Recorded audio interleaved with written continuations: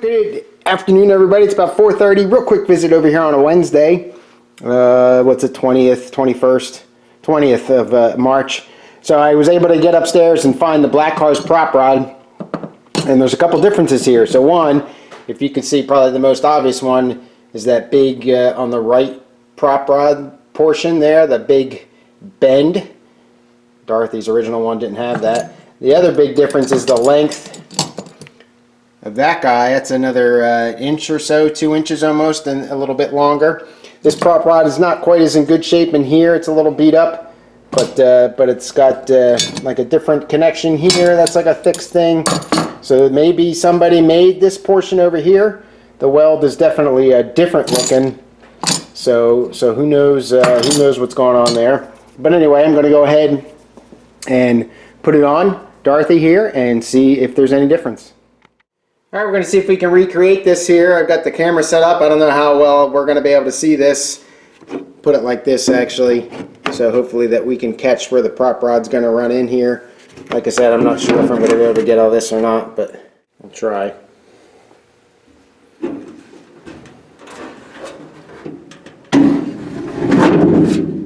So right about there, the bonnet's sticking up a good inch, inch and a half or so, and the thing should be interfering with the bulkhead, so hopefully you can see that. Alright, now I'm going to swap out the prop rod for the black cars and see if it's, I know it's going to be different, we'll see if it's any better. Alright, so we got this set up. There is some differences in construction here. I'll show that to you here real quick, but I want to try it out while I got the camera in a good spot.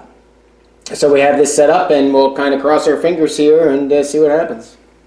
Not expecting miracles.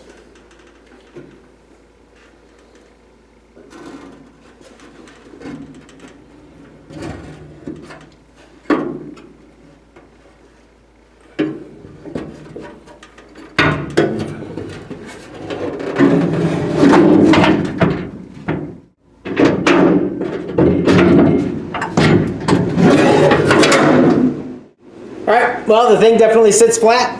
I'll have to watch the video and see what it looks like. But if you can see here, the flat portion of the tube is on the opposite side from where Dorothy's was. And the whole thing is crooked. I don't know if you can really see that, but it's twisted like this a little bit. So as this comes down, it's all rubbing on here and everything. Or excuse me, on here on the wheel arch.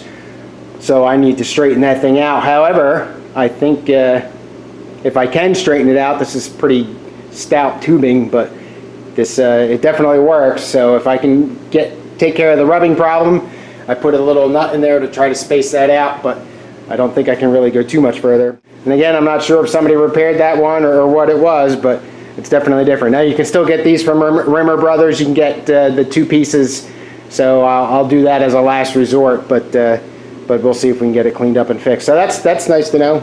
Problem solved there. Another thing you see here is this is a seat frame for the bottom. Now, damn if I can remember what the proper name of this is, but the seat bolts up. Actually, it goes like this.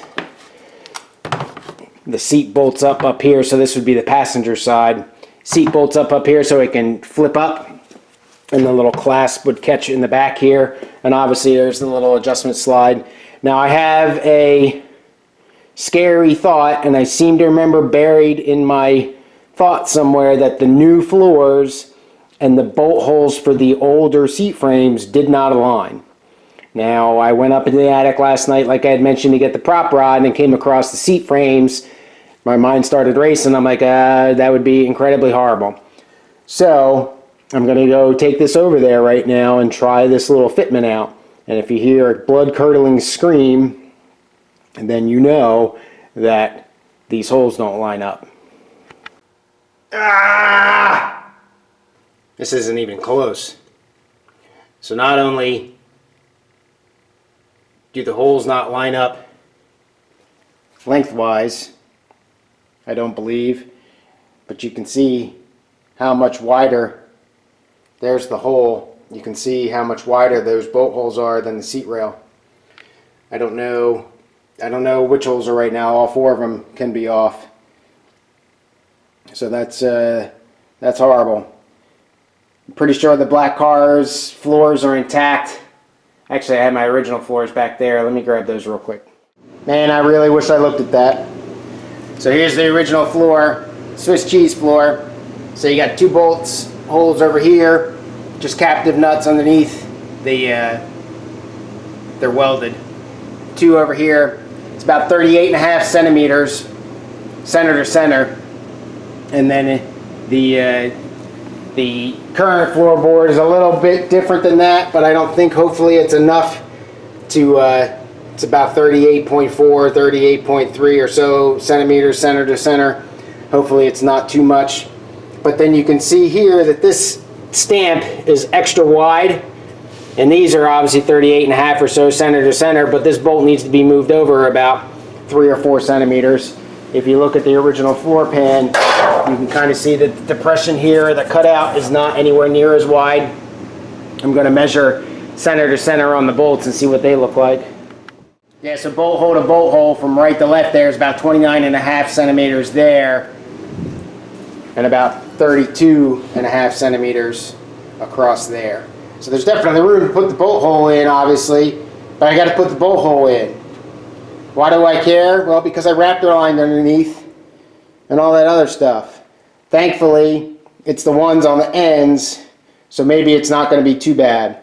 So I think what I may do here is run a bolt hole through the existing holes, weld them off, get new bolt holes put in, centered up, and drill some holes. And I gotta take it down to bare metal to weld these things in, unless I'm able to find some recessed nuts or something that I can weld them in from up here. But I don't think that's going to really give me too warm of a fuzzy for capture.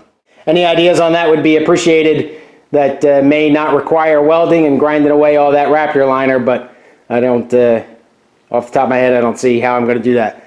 So that's disappointing. I wish I had thought of that before, but that's the fun of the restoration. Have a good night.